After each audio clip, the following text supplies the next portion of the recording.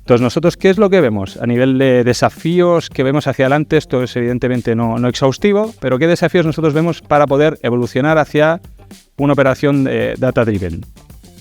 En primer lugar, lo que tiene que ver con el escalamiento de la cantidad de sensores, es decir, ser capaz de capturar los datos donde los necesito.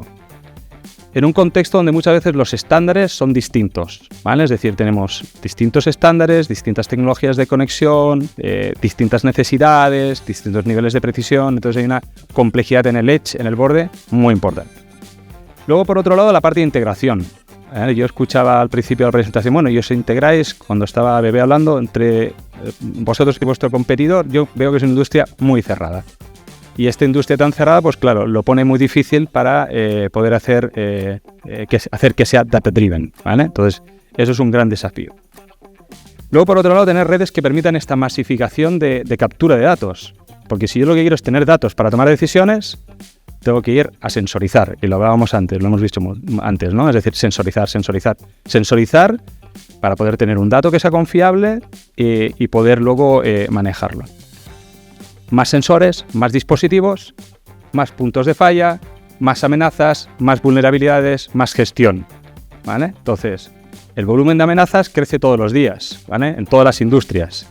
Entonces, claro, cuando yo tengo que desplegar esto, bueno, el riesgo está en que luego me tengo que hacer cargo de la operación, ¿no? Y luego, por último, lo comentaba, la parte de continua operativa. Entonces, ¿qué es lo que nosotros vemos como aspectos que son relevantes para poder acelerar esta transformación a ser una operación data-driven? Lo primero, plataformas que habiliten la innovación.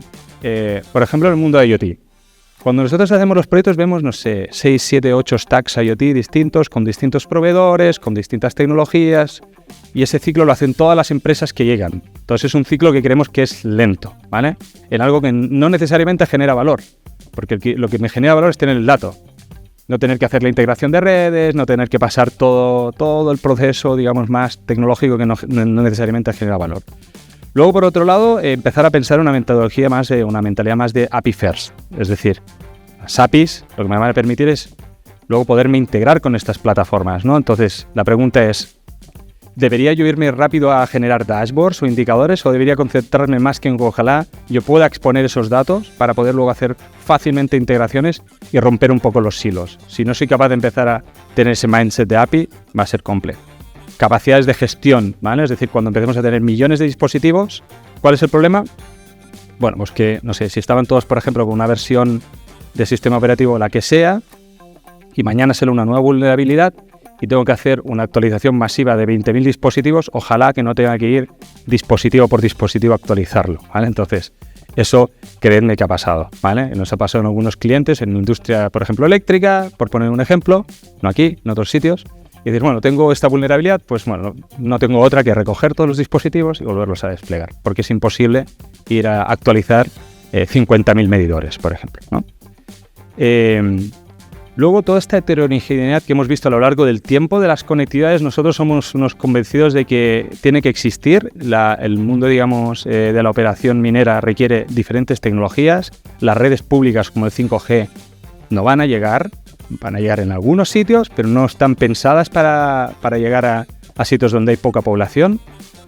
Van a llegar a algunos sitios. Entonces creemos que es importante como tener esa capacidad de gestionar redes que son más heterogéneas, pero de forma simple, es decir, con software.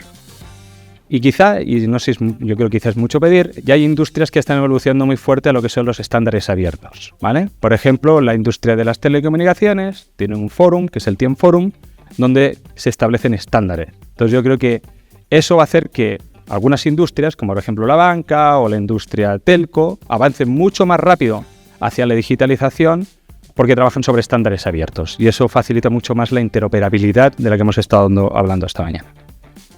Y por último, ¿vale? Y yo creo que es lo más importante, talento.